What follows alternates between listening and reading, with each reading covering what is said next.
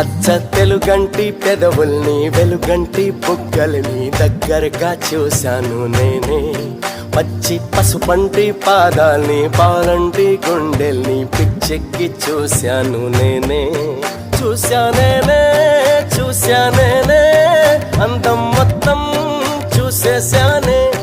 రాశానేనే రాశానేనే హృదయం నీకే రాసిచ్చానే.